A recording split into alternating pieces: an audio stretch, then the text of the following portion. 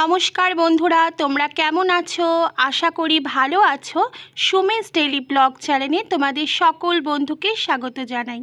তো বন্ধুরা দেখো, এই যে ইলিশ মাছ, বাবা কিন্তু ইলিশ মাছ নিয়ে এসেছে। আর ইলিশ মাছটা দেখেছো কতটা বড়? আমার তো ইলিশ মাছ খেতে খুব ভালো লাগে। তোমাদের কার কার ভালো লাগে কমেন্ট করে জানাবে। তো দেখো, আমার বাবা ইলিশ মাছ কাটতে বসে পড়েছে। দেখো ইলিশ মাছ থেকে কি সুন্দর পরিষ্কার করছে সব কিছু। ইলিশ মাছ এমন একটা জিনিস, এর কোনো অংশই কিন্তু আমরা ফেলে দিতে পারি না, তাই না? শুধু আঁশ ছাড়া। দেখো বাবা কি সুন্দর পিস পিস করে কাটছে। এই আজকের ব্লগটা তোমাদের সঙ্গে শেয়ার করব ইলিশ মাছের রেসিপি। তো তোমরা দেখতে থাকো, সঙ্গে থাকো, আশা করি তোমাদের ভালো লাগবে।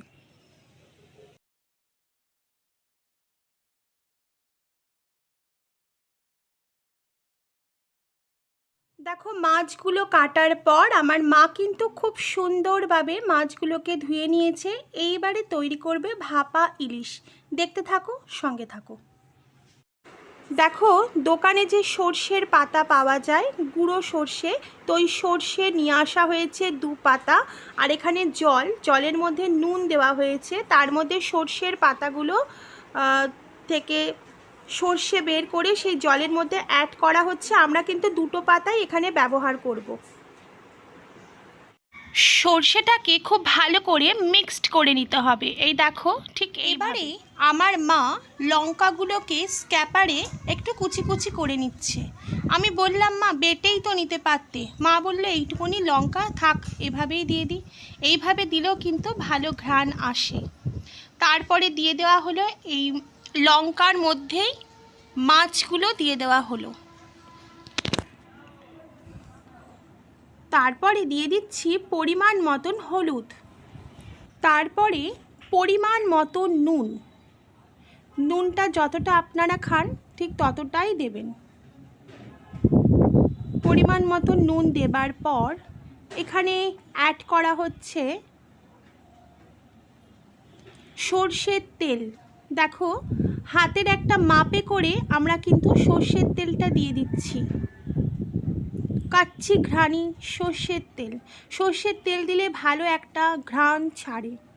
এবার দিয়ে দেব তৈরি করে রেখেছিলাম যে সর্ষেটা। এখন ওই সর্ষেটাকে এর মধ্যে কিছুটা দিয়ে দিতে হবে আর বাকিটা সরিয়ে রাখতে হবে। এবারে হাতের সাহায্যে খুব ভালো করে মেখে নিতে হবে। কি সুন্দর লাগছে দেখো, খুব সুন্দর লাগছে। খুব ভালো করে মাছগুলোর সঙ্গে মিক্সড করে নিতে হবে।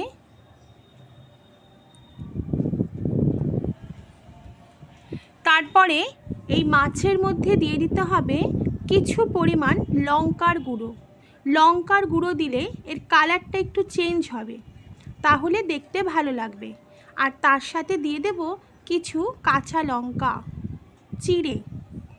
কাঁচা লঙ্কা চিড়ে লঙ্কার গুঁড়োর সাহায্যে দিয়ে খুব সুন্দর করে আবার মেখে নিতে হবে।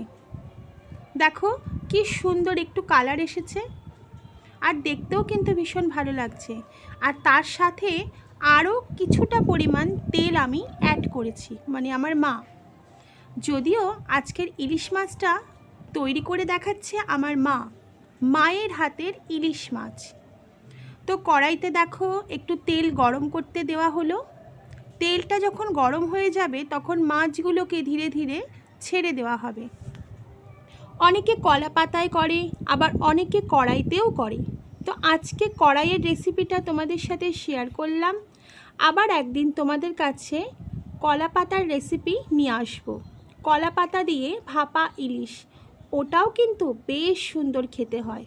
তো দেখো ধীরে ধীরে সব মাছগুলোকে দিয়ে দেওয়া হলো কড়াইয়ের মধ্যে, কারণ কড়াইয়ের তেলটা তো গরম হয়ে গিয়েছিল সেই কারণে। দেখো কি ভালো লাগছে। আর ইলিশ মাছ হচ্ছে মাছের রাজা ইলিশ, আমার কাছে তো তাই মনে হয়। তোমাদেরও কি তাই?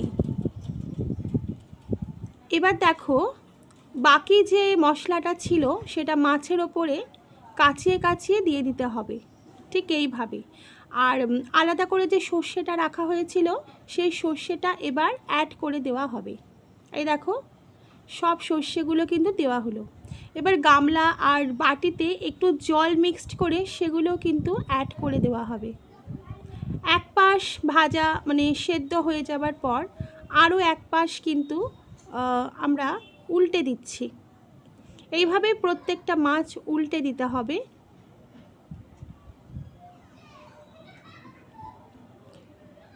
আমি ইলিশ মাছের রেসিপি করতেই পারতাম, কিন্তু ভাবলাম যে মায়ের হাতে আজকে রান্নাটা করে তোমাদের কাছে শেয়ার করব।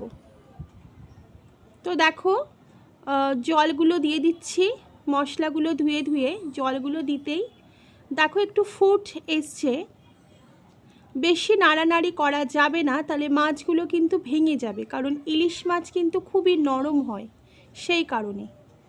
তারপরে দিয়ে দেব একটুখানি জল অ্যাড করব, সামান্য একটু জল, সামান্য একটু ঝোল, যাতে মাছগুলো সেদ্ধ হয় সেই কারণে। একটু ফুট চলে আসবে মানে টকবগিয়ে ফুটবে, তারপরে একটা থালা দিয়ে ঢেকে দেওয়া হবে। এই ঢাকাতেই কিন্তু ভাপা ইলিশটা তৈরি হবে। দেখো ইলিশ মাছটা কিন্তু প্রায় হয়ে গেছে। প্রায় 15 মিনিট পর কিন্তু এসে ঢাকনিটা খুলে দেওয়া হলো। তারপর দেখো কি সুন্দর একটা কালার এসেছে আর কি সুন্দর একটা ঘ্রাণ বেরিয়েছে, তোমাদেরকে কি বলবো। এখন জাস্ট একটুখানি মাখা মাখা করে নেবার পালা। মাখা মাখা হয়ে গেলে ভীষণই টেস্টি লাগবে আর দেখতেও সুন্দর লাগবে। তো দেখো ভালোই লাগছে।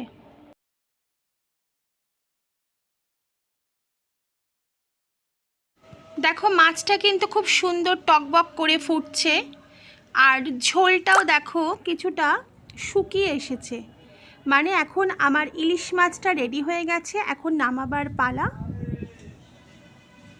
আজকে আমার মায়ের হাতের ইলিশ মাছ করে দেখালাম, আশা করি তোমাদের খুব ভালো লাগবে। এইভাবে তোমরা বানিয়ে খেতে পারো, একটা দিন ট্রাই করে দেখো, আশা করি তোমাদের ভালো লাগবে। দেখো খুব কম সময়ে কিন্তু ইলিশ মাছের ভাপা রেডি।